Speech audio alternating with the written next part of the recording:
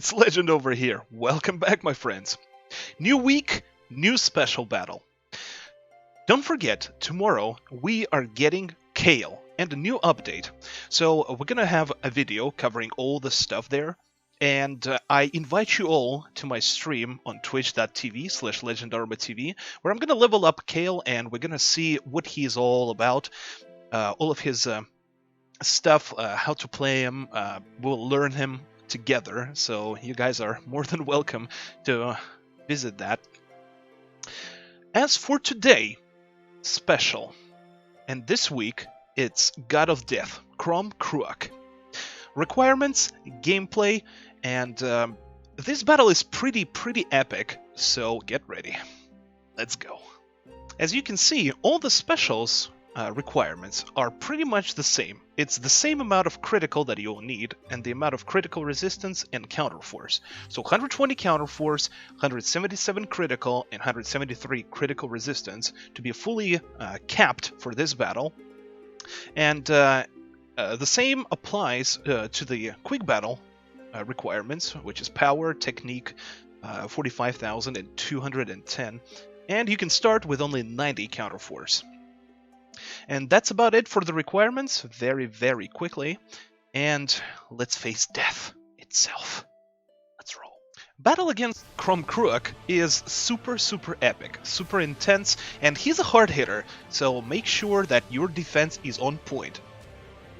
Also, let me know in the comment section below if you were present during the Season 2 days when Cromm was still relevant and within an actual content. How hard was it? What was the the difficulties that you have met while fighting this guy? And just overall, what do you think about the whole atmosphere about the battle? Now, obviously, we're not gonna talk about the regular patterns of Cromm cruach. It's quite simple because his wind-ups are quite slow. However, there are still a couple of things that I want to talk about, I want to cover up, that he does that might create some confusion, create some difficulty for you. When Cromm drops to 9 bars, he will become invincible, and he spawns 2 clones, Phantom of Death and Phantom of Destruction. Now, both of them do have the same patterns, they use the same patterns, the same kit that Cromm does himself. However, they're way slower and they don't hit as much and as strong. Whenever he spawns them and they drop down to the left and to the right on the battle, make sure that you don't stand near or you're ready to block and dodge, because they release this AoE. And then just proceed to damage them. They don't have a lot of health and they're gonna die rather quickly. If you fail to do so in a short period of time, they will actually explode and deal a massive amount of damage. However, that doesn't really happen ever, so don't worry about it. When you destroy both of the clones, Cromm is gonna drop down and he's gonna be temporarily stunned. So this is your time to shine and send back this guy, dealing the maximum amount of DPS possible. The next thing that is really confusing about Cromm, and not a lot of people do know how to counter it and how to play around it. This is gonna be Grim Reaper statues. When Cromm drops to 8 bars, look close to him, right over here. He starts spinning his staff. Now, you can actually prevent that if you use a staggering mechanic, and every character has that. For example, Lether's Dragon Strike, whenever she stomps the ground and then does the dragon kick, or Whiparish's Accentato. That will flinch him out of the animation and he will never spawn the statues. Also, you can use hold moves to do that as well. You just have to make sure that you strike with either a flinching move or a hold move just before he stomps his staff into it, summoning these Grim Reaper statues. If Cromm happens to actually finish the cast, he will spawn these Grim Reaper statues around the arena. If there is nobody around the statues, they will start firing projectiles towards players, and they will make you levitate. And while you're levitating, you're completely defenseless. You can't do anything, and there is a high chance you might die.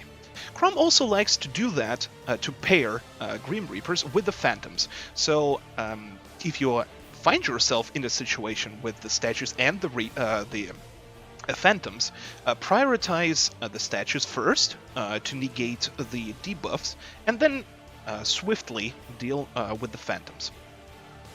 There is also a couple of things that people usually skip doing, and one of them would be a Breakoff. You see, Cromm's left shoulder pad is his Breakoff. You need to hit 2 spears to flinch him, and you need 2 flinches to score a Breakoff. So whenever you have an opportunity, the best way would be wait once you're done with the Shadow Clones, and then just strike with your spear to score a Breakoff. Breakoff is very important. It gives you an extra drop, so make sure you do that. Also, one of the patterns that Cromm does, he leaps into the air and then crashes down. And as you can see, this is where Cruach can clash him, giving you an opportunity to send back Cromm even more.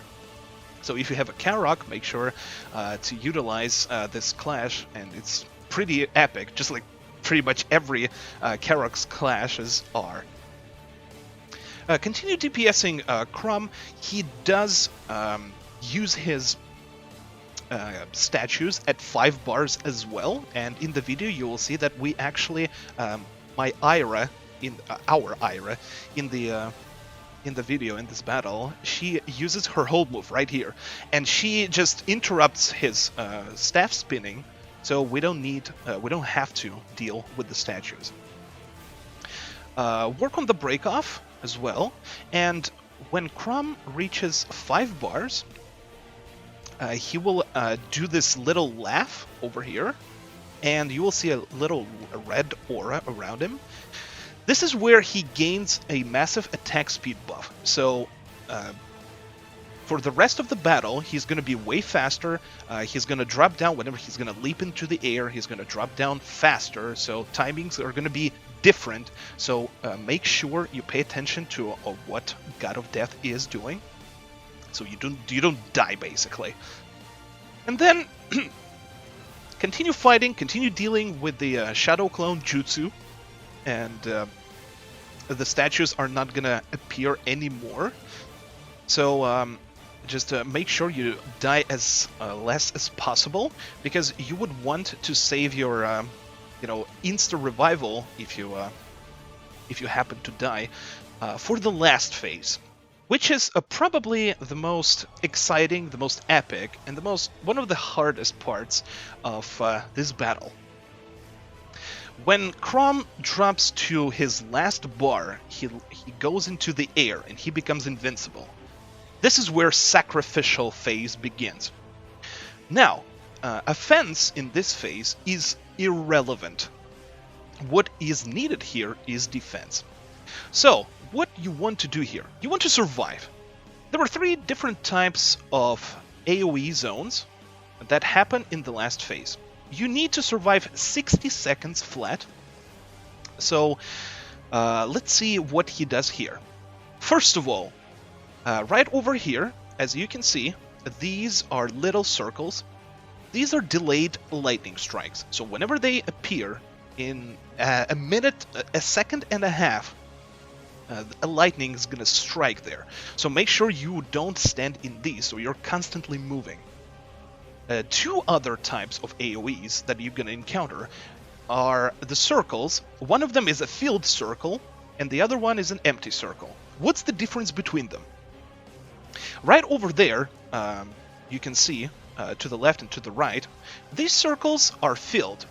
So these are the red attacks. They are unblockable. You can't dodge, you can't block them, so you just have to make sure whenever they keep on expanding to stay away from them.